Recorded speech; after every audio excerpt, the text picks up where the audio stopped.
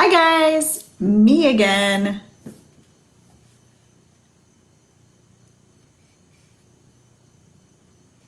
Let's see if it works this time. Okay.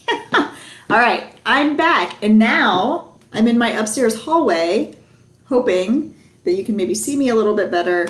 And I don't know what happened to Facebook Live earlier, but it just completely shut me down. So we're gonna try it again. Not seen the last of me, Facebook. All right, so anyway, my name is Julie, and I'm here today representing the Grandview Heights Public Library. And I'm going to be sharing some of my favorite middle grade and books for high school students today. And in no particular order, I put them all in a bag, and I'm just going to grab one at random and share it with you. So here we go. The first book is Other Words for Home. This was a beautiful, beautiful book. It's a story of a young girl named Jude, and she's from Syria, and things are getting pretty bad in her country, and she and her mother, after a long discussion with her father and brother, decide that she and her mom are going to move to the United States, where they feel it'll be more safe, and live with her uncle in Cincinnati, Ohio, actually. So Jude grows up watching movies. She loves film, and especially movies made in the United States. So she has this idea of what America is going to be like when she gets here. But things really aren't at all what she expected. She struggles to find her identity here. She struggles to combine what she has known growing up with what life is like over here in the States. So what I really loved about this book, though, is that there's a lot of really beautiful, positive moments in this story. So things are tough for a while, but soon they get better. Like, she's always wanted to act, and she never had the opportunity in Syria, but she sees a poster at school for play tryouts and decides that she is going to stretch her acting muscles and join the school play. And then that way she meets new friends and makes new connections, and it's really beautiful. And another thing I really like about this book is that it's written in verse, so it's a quick read, and just an all-around beautiful story, and really important for what's going on in our world today. So that's Other Words for Home by Yasmin Warga. The next book is another one for middle grade, Omas Long Run by Yukabeth Odiambo. Forgive me if I mispronounced. So anyway, this story it takes place in the 1980s in Kenya, and it's the story of a young girl named Oma, and Oma is known for being an amazing track star. She has huge dreams. She wants to go to high school. She wants to eventually become a doctor. But as I said, this book is set in the 1980s, and during the 1980s, the AIDS epidemic is brand new all around the world. Most people don't know what it is, how they get it, and how to treat people who get the disease. So in this tiny village in Kenya, AIDS is just making its way to her community. People become sick, and they die pretty quickly. And then tragically, one day her father comes home from the city, and they learn that he has contracted the virus. And Oma must decide what she's going to do with her life. Is she going to continue to go to school and follow her dreams, or is she going to need to stay home and help her mother and her grandmother look after her younger brothers? So it's such a good story about love, and it's set in another country, which is another type of book that I usually am drawn to, especially now because, there's not much traveling to be had, so it's a great way to travel the world without really leaving your house. Omas Long Run. Loved it. The next one is, it's a graphic novel. It's called The Big Break by Mark Tatuli. And it's about two best friends. Their names are Andrew and Russ, sorry. And they've been best friends their whole lives. And one of the things that really connects them is the fact that they are obsessed with finding the legendary Jersey Devil, which is kind of like a local Bigfoot, I guess, in their town. And it supposedly lives in the Pine Barrens of New Jersey, right in their own backyards. They're even making a movie about their desperate search for any sign of the mythical creature. But when Russ starts spending less time on their movie and more time with an artsy first-chair violinist, Tara, Andrew feels cracks in their friendship begin to form. Suddenly, all of Andrew's favorite things are too babyish for Russ, and Andrew is left trying to figure out where he belongs without his best friend by his side. But the cool twist is, folks in his town start saying that they have also seen the Jersey Devil. And now Andrew really, really wants to continue working on the movie, so he and Russ have to figure out if they're going to mend their friendship and continue their work or go their separate ways. So, great for grades 4 through 6 and beyond. Great graphic novel, The Big Break. Let's see what's next. Oh my gosh, you guys. I absolutely adore this book. Santiago's Road Home by Alexandra Diaz. Oh, I just have to stop and think about it for a second because I've been telling everybody about this book. It's a must read. It really, truly is. It's about a young boy named Santiago. He's 12 years old. He lives in Mexico. He's had a really hard life. He comes from an abusive home, and he wants more for himself. So he decides that he's going to leave his grandmother's home and go to the United States by himself. That's a pretty brave thing for anyone, let alone a young boy, to do. But before he leaves, as he's preparing for his trip, he meets a woman named Maria and her young daughter. And they take him under their wing, and the three of them travel to the United States together. So the beginning of the story is basically their journey into the United States, and once they cross the border. The rest of the story is what blew me away, because it tells the story of their lives in the detention center here in the U.S. So unfortunately, they were, hoping for safety and help when they reached the United States, but what they found instead was the complete opposite. And this book is written for younger readers. It does not sugarcoat any of this topic, and it's truly told beautifully. So I recommend it to everybody. Please read it. Santiago's Road Home. Oh, love it. All right, let me take a little break, a little emotional break, and share this one with you. This moment is your life, and so is this one. It's nonfiction.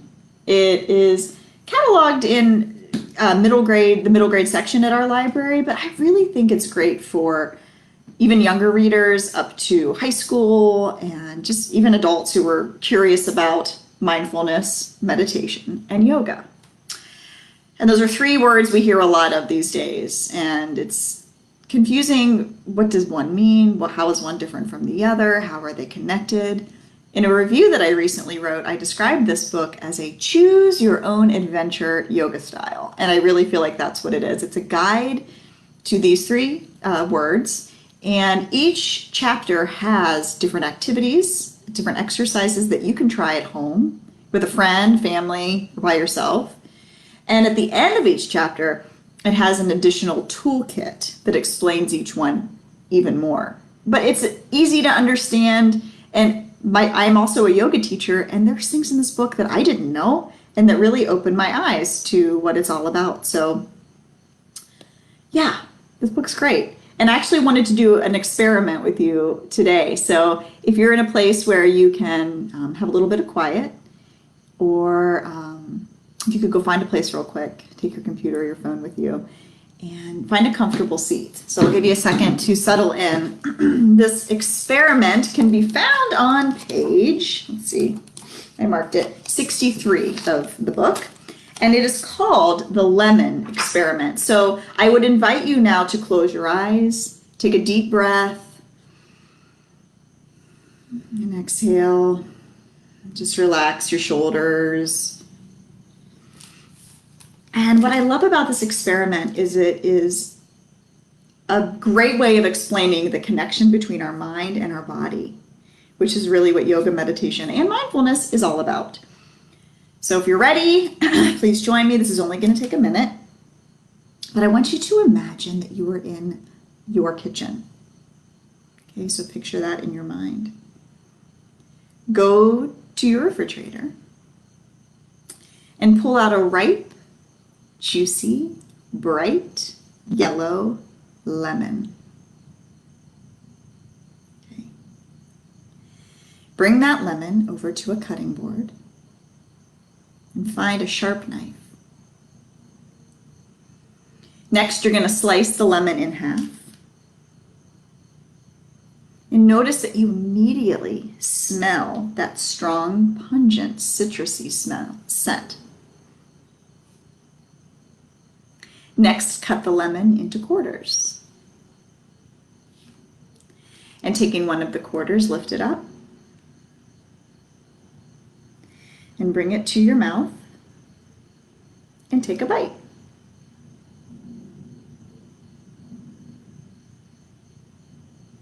Keeping your eyes closed, did you at any point start to feel your mouth water with saliva?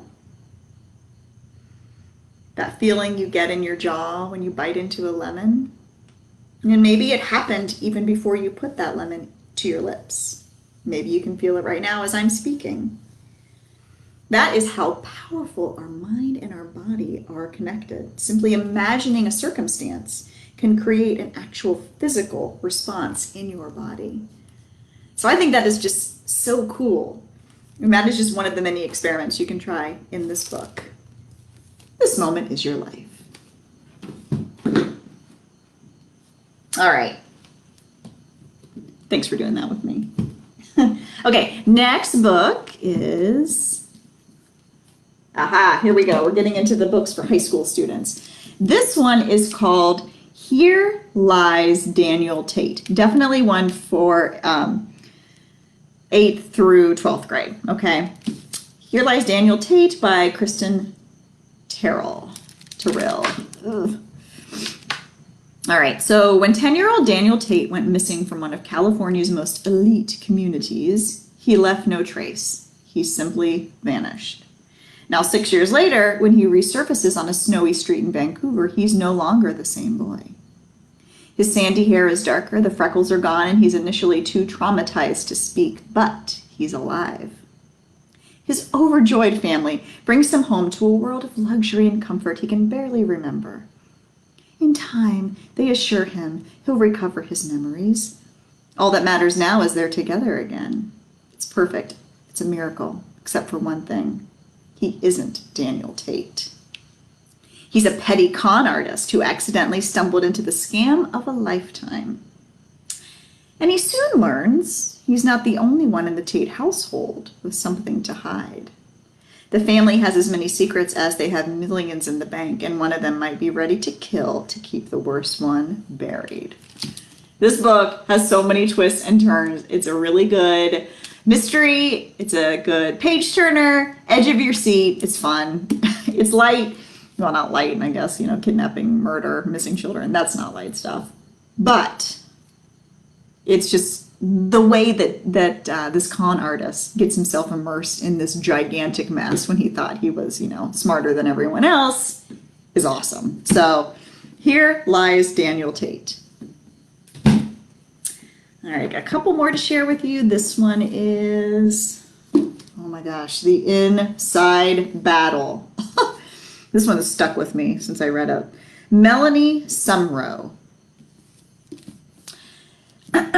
So the boy in the story is 13 years old, but this book is really probably more appropriate for upper middle to high school students. The boy in the story is 13. His name is Rebel, and he's a quiet kid. He loves science. He loves to read. He loves robotics. But his dad has recently returned from the army, and he soon learns that his dad has PTSD. Hangs out in the basement. He's just not the same man that left years ago when Rebel was younger. And Rebel soon learns that his dad has joined a hate group. It's a racist, anti-government group. And when Rebel learns that the group that his father is involved in is planning an attack on an African American church, Rebel is faced with making the most important decision of his life. Does he turn his father in to the authorities, or does he protect his father because he's his father and he loves him, or does he save the lives of these innocent people? So it's an incredible story, really, because it also explains how someone could possibly, get to the point where they're going to join such a horrible group of people who are only out to hurt others. So it's really insightful. It's well researched, definite page turner. Broke my heart at times, but it's really, really well written story. So again, it's called The Inside Battle by Melody Summerow. And last but not least, I think actually the bag saved the best for last, in my opinion. This book, it takes a lot for me to cry in a story, and this is one that really pulled at my heartstrings. I mean, it's a tough read, guys, I'm telling you, but it's a very, very important read, and honestly, it would pair well with Santiago's Road Home, only this one is written for older readers. It is called We Are Not From Here by Jenny Torres Sanchez. So it's a story of 3 teenagers that live in Guatemala, and they're relying only on each other to make the dangerous journey from Guatemala to the United States. This book is heartbreaking, folks. It is brutal, and it gives the reader a look at some of the circumstances that would lead someone to want to leave their country and all that they've known to escape to a better life. And keep in mind that these are teenagers, and they're on their own, and 2 boys and a girl. And the trip itself is unimaginable. I mean, the circumstances that these 3 teenagers go through are just horrifying at times. But the saddest part to me is once they get to the United States, just like in Santiago's Road Home, the treatment they receive when they were hoping against hope for a sense of safety, security, and help. They just wanted help. But what happens to them when they reach the border and are sent to detention centers is horrifying. So again, this book does not sugarcoat. It's suspenseful. The chapters are short. And one thing I like about it, it's told in the voices of 2 of the teenagers. So the chapters alternate from one to the other. And yeah, you'll find out why you don't really hear much from the 3rd teen at one point in the book, and it's just... Anyway, it's a good one, guys. It is a good one. It's an important one, and I highly recommend it.